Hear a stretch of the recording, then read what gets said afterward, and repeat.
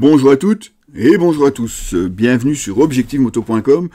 Comme vous le voyez, on va à nouveau faire un unboxing avec Alpinsar. Alpinsar, c'est vraiment un partenaire qui nous suit depuis de nombreuses années et on les remercie évidemment. Preuve en est qu'ils sont assez contents de notre travail. Nous avons encore cette année plusieurs équipements à vous montrer. C'est pour ça que le mannequin il est resté là. On a ici une paire de bottes qui sont les Andes V2 Drystar. Je vais peut-être commencer par ces bottes et après on passera au mannequin en lui-même.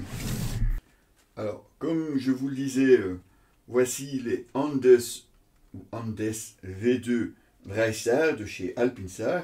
Une botte touring, comme vous pouvez le voir, assez sobre, puisque vous avez juste ici le logo en blanc sur le renfort pour la cheville. On a ici Drystar, c'est assez discret aussi. Et vous avez même le logo ici Alpinsar en relief sur la protection au tibia. On retrouve évidemment une protection pour le sélecteur ici à l'avant. Et sur le côté, eh bien, là non plus, rien de plus. On retrouve par contre un grand soufflet à l'arrière avec ici aussi le logo Alpinsar qui devrait normalement être réfléchissant pour rouler la nuit. En tout cas, ça apporte toujours un petit peu plus de visibilité. Botte touring, comme vous le voyez, on a une semelle assez classique de ce côté-là, rien de très spécial. Et à la fermeture, eh bien, on a trois grands velcro avec en dessous une fermeture éclair qui s'ouvre donc sur un volet ici de protection pour l'eau. C'est presque obligatoire si on veut garder les pieds au sec. Voilà donc la première ou le premier article que je peux vous montrer de chez Alpinsar. Et maintenant on va passer évidemment à équiper notre mannequin. Vous allez voir, cette année Alpinsar n'a pas vraiment fait les choses à moitié. Et du coup on a plusieurs tenues à vous montrer. Première veste à vous montrer, il s'agit ici de la RX5 Drystar. Un blouson, je dirais peut-être plus qu'une veste, bien que ça m'a l'air suffisamment long malgré tout. Un design assez moderne que vous voyez avec cette espèce de camouflage noir et gris avec les quelques touches de rouge qui donnent un petit aspect racing supplémentaire. Alors évidemment, vous voyez un grand zip ici au poignet avec encore ici un serrage. On a de quoi régler ici sur le côté. Protection externe supplémentaire ici au-dessus. Et comme l'habitude, enfin comme très souvent en tout cas chez Alpinsar, on prévoit des vestes qu'on va pouvoir utiliser quasiment toute l'année, voire toute l'année. Eh bien vous avez un système de ventilation. Ici, voilà, vous avez un grand zip sur fermeture étanche.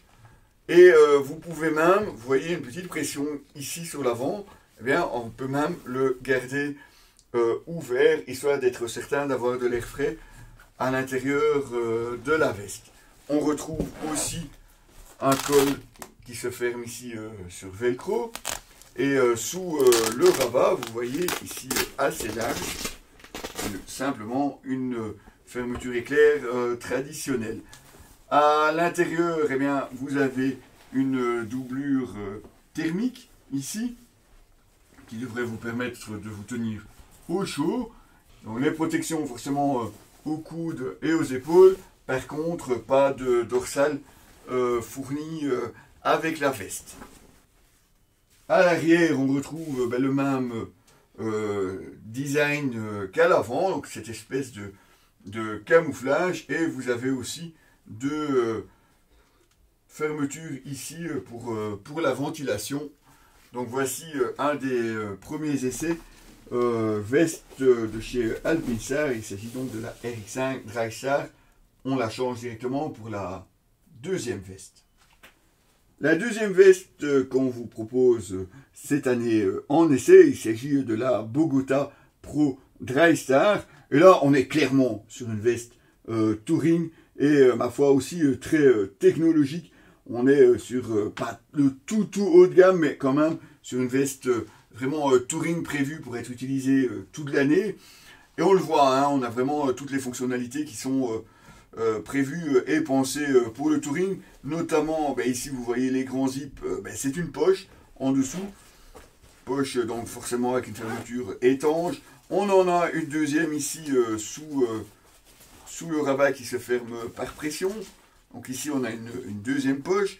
Vous avez des ventilations et là on ouvre carrément un panneau complet en mèche. Si vous ouvrez ici de chaque côté, il nous suffit à ce moment-là de retirer le velcro et vous voyez, bon, on va la rentrer, hein, ça se rentre à l'intérieur. Vous pouvez la mettre comme ça à moitié si vous voulez, ou vraiment l'enfiler comme ça sous la veste. Bon là je l'ai fait un peu de façon grossière, on peut le faire comme ceci. Et là vous avez vraiment un panneau entièrement en mèche, histoire évidemment de laisser rentrer un maximum d'air à l'intérieur. Au col, ben, vous voyez ici hein, le tour un peu en néoprène, histoire d'avoir plus de confort quand on roule, avec un réglage pour la pression. Sous celle-ci, on va évidemment l'ouvrir. Vous avez une doublure Drystar et vous avez également une doublure thermique. Évidemment, les deux sont amovibles. Vous avez évidemment plusieurs poches à l'intérieur aussi et vous avez même des poches qui sont prévues pour mettre ici sur l'avant une protection supplémentaire, donc des protections de poitrine comme on appelle ça maintenant. C'est assez récent mais bon ça existe, ça se démocratise un peu plus aussi sur certaines vestes. Par contre elles ne sont pas fournies en option. Toujours sur la ventilation, vous avez encore ici le long de la manche une grande fermeture éclair que vous pouvez ouvrir pour évidemment apporter de l'air frais en plus. Vous aurez aussi noté eh bien, le grand réglage ici, un autre réglage ici en haut et par velcro tout en bas. Les protections forcément sont dans la veste. Et je vous montre l'arrière. Et comme je vous le disais, hein, on est vraiment sur une veste touring high-tech, donc tech touring pour Alpinsar. Et on retrouve une grande poche ici sous le rabat, comme vous pouvez le voir. Et le même principe qu'à l'avant, avec ici aussi un grand panneau en mèche que vous allez pouvoir ouvrir ou fermer, histoire de rester évidemment au frais quand il fait chaud. À savoir que cette veste peut être utilisée avec un des nouveaux airbags Alpinsar. C'était le cas aussi sur la RX5. Un gilet que l'on peut évidemment placer à l'intérieur de la veste. Mais comme je vous disais, on a été assez gâté chez d'Alpinsar cette année. Donc celle-ci, ce n'est que la deuxième veste. On va passer à la tenue complète. C'est aussi une nouveauté Alpinsar pour cette année. Et ben, voici la nouveauté. Et bien voici donc la tenue complète Halo Drystar. Non pas Halo avec... Enfin, Halo Drystar. Et c'est assez surprenant parce qu'on est sur de l'équipement touring comme vous pouvez le voir. Mais il y a pas mal d'astuces assez particulières sur cette veste. Déjà, comme vous voyez ici, au milieu, habituellement on a la fermeture ici. Il n'y en a pas. Vous allez me dire, oui, il y a les deux zips là, mais il s'arrête au milieu. Pourquoi? Eh bien, tout simplement parce que si vous ouvrez ici, et qu'en plus vous ouvrez le col, qui s'ouvre des deux côtés, vous avez un panneau en mèche. Histoire évidemment d'avoir de l'air frais quand on roule en plein été. Ceci dit, évidemment, on peut les fermer. Vous avez noté aussi que le col remonte suffisamment haut pour ne pas embêter. On peut même simplement ouvrir le col et ouvrir un côté. On peut le clipser ici au-dessus. Ici en dessous, on a une grande poche. Assez grande. On a ici une poche de chaque côté. Et vous allez voir, c'est assez surprenant parce que en fait, c'est une grande poche aussi. qui passe d'un côté à l'autre de la veste. Vous avez ici une partie en néoprène, histoire de ne pas abîmer la moto.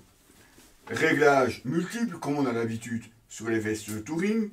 Ici, ici et encore ici, au-dessus. Mais ce n'est pas tout. Vous allez déjà me demander comment est-ce qu'on rentre dans cette veste. Eh bien, vous avez ici, sur le côté, si vous regardez en dessous du rabat, c'est ici que se fait la fermeture de la veste. C'est vraiment ici que vous allez pouvoir ouvrir la veste. Alors, on ne l'a pas encore testé, évidemment, puisqu'on vient de les recevoir, mais pour moi, ça peut déjà avoir un gros avantage, c'est qu'en général, quand on roule, eh bien, on a la tirette juste sur le devant, et ben oui, forcément, on risque de prendre un peu plus d'eau à cet endroit-là que vraiment sur le côté. Donc, ça serait évidemment à tester quand il fera mauvais.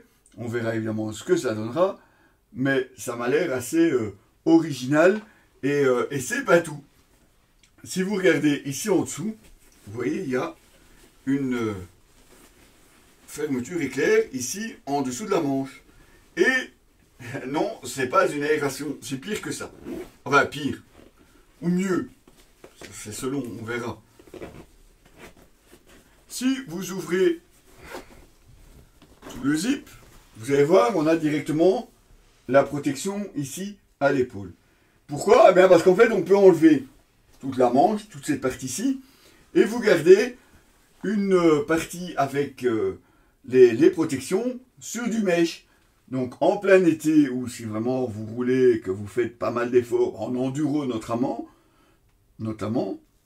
vous pouvez simplement enlever la manche et vous roulez avec les protections qui, malgré tout, restent aussi bien aux épaules qu'aux coudes. Et c'est pratique, il fallait y penser.